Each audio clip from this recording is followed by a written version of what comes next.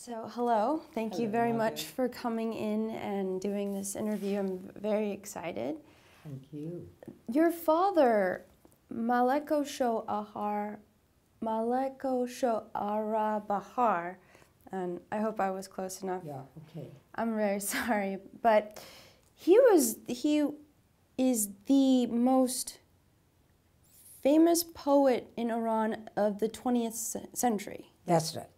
And even having this title of the Prince of Poets was something that had not been given since the 14th century?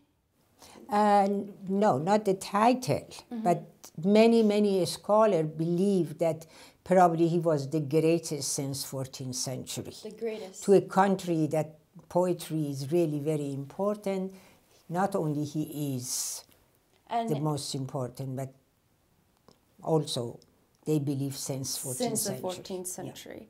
Yeah. And up to this day, there has not been another poet in Iran and Persian history, modern history, to surpass your father. No. And no one had that title at all, never given to anybody else. Never again. No. He was probably the last icon of the classical poetry. He was considered a neoclassicist. Yes. And what defines his poetry as neoclassicism? The style. The style was neoclassical, but the subject matter was extremely modern and also going to continue to be. Living is the human condition and humanity and the beauty of our earth. I mean, anything that you can think of as being humanist, he was. Yes. And your father was very much involved in the peace movement in Iran and in inequality in Iran.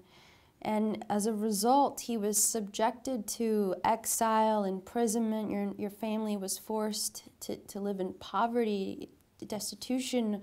And yet at the same time, he is so revered by the people of Iran. How is it possible for someone to be so respected by the people of his country and yet he faced so much suppression, oppression during his lifetime? Because Iran never was a democracy. It was a dictatorship. And if you never lived under dictatorship, maybe that question would never come. But when you live under dictatorship, to be loved by people and not loved by the authorities, two different things. Because they have the money and they have the gun and they have a control under dictatorship, any kind of dictatorship. And my father was against dictatorship. My father was for democracy. He was a revolutionary man of human dignity and freedom. Everyone must have. But of course, the dictators never liked his words because he was loved by people, but the people didn't have much choice, that turn against the government. When they did turn against the government finally, then it was Islamic Republic took place. But the dictatorship is very different than what the people love you or not love you. He was loved by people. He is still loved, and I think he is going to continue to be loved by the Iranian people, and also as we started introducing him to American in English language, probably they will see that his word is never going to be out of date. Right. Yes, and you in the book you make a mention of how it is for a poet to be feared by the government. You said that in a country where poets are allowed to starve, where poets are thrown into jail and their families are persecuted, is a country where a government that fears the truth that poets write. That seems to really play into what you were saying just now. Let me just put that up. In terms of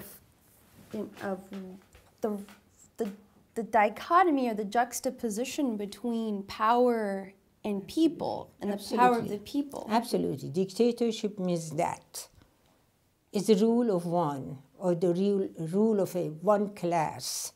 that feed in to the one person and one ruler. So anything against that, against humanity or the freedom of people or freedom of women or freedom of press, means that you should shut your mouth. Okay, if you don't shut your mouth, there is a way to take care of it. They kill you, which they tried to kill my father, but they killed somebody else that looked like him, The journalist. the journalist, and then they put him in jail to be quiet.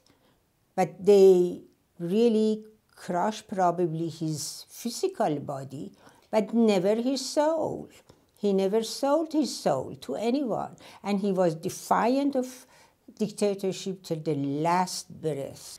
And talking about your father's ideas of equality of women, and you mentioned the chador, and with the Islamic Republic, the revolution, with the Ayatollah Khomeini coming into power, was originally, it sounded like, while it was coming in as a theocratic government or way of leading, it didn't seem like people anticipated the strictness of the enforcement of the law, the women having to wear the chador, the entire covering of their body, and everybody wearing black, as you described when you came back for the first time. After that, did people anticipate that it would be that extreme from what it had been? I don't think so. I don't think so. But you know, there are things that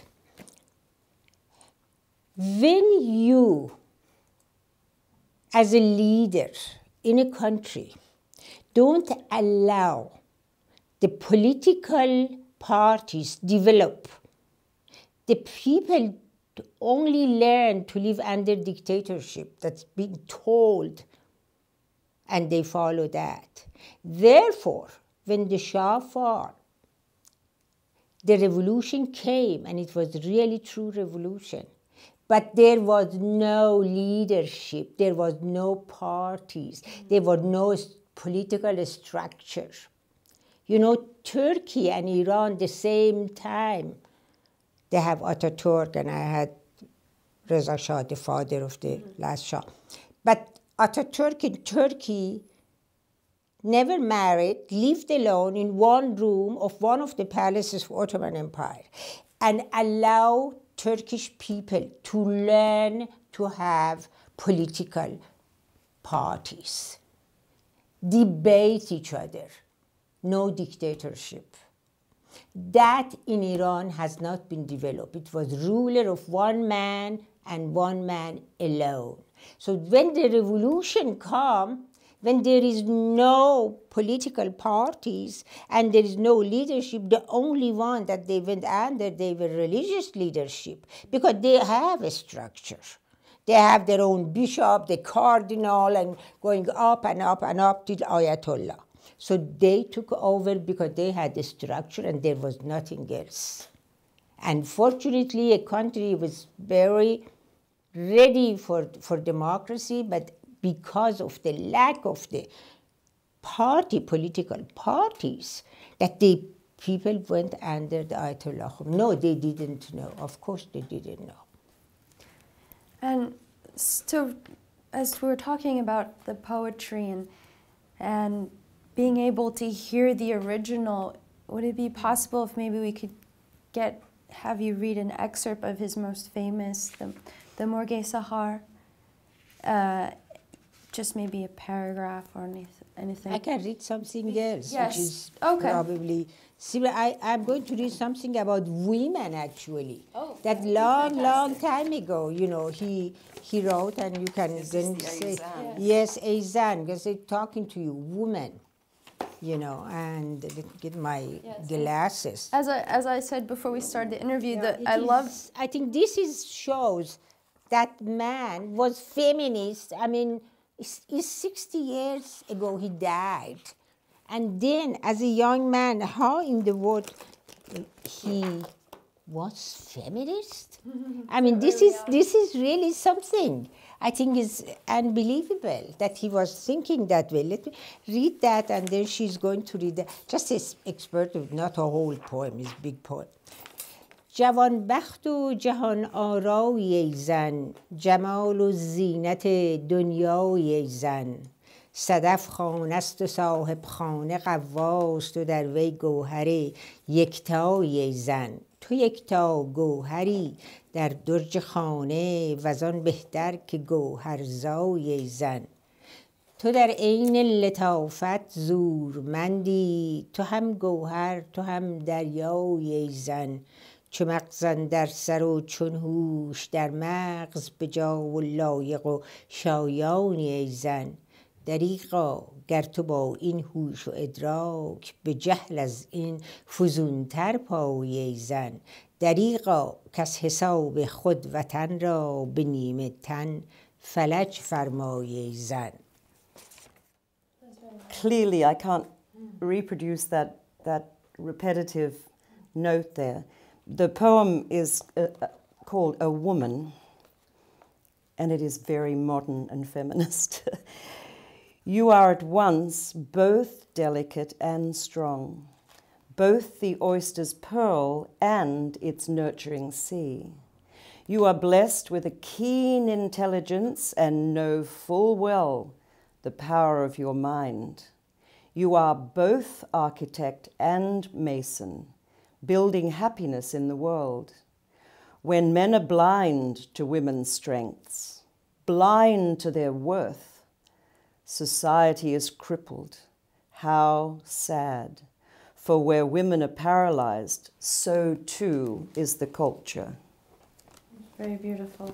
Which this was also a question that I had written down here, but I didn't know if we had enough time for it, which was really your father, if he were alive, what kind of advice or what kind of message would he give to people, not just in Iran, not just in the United States, but all over the world who are feeling injustice and who are standing up, and maybe for the first time standing up and not understanding necessarily what it is that is causing them to be upset, but they know that they must take to the streets and make their voice heard. What do you think your father would say? Well, he would just say what he did himself. I mean, his life is a great, we just brought it here, that what kind of a life he had. He never gave up. Never give up. And actually, one woman asked me in one of the book signing, she said, the only thing that I really impressed me more than anything else, you never gave up. And I said, that's true. Don't give up. My message to all our oppressed people who are under dictatorship, injustices, whether injustice is a government or your husband or your son or your neighbor or whoever, stand up for your right. And doesn't matter. You get killed. Don't be scared. Just stand up and fight. And fight. To women, educate yourself and fight. To the black, don't believe anything what they tell you. You are just as good as they are. This is his message. All right. Thank you. Thank you.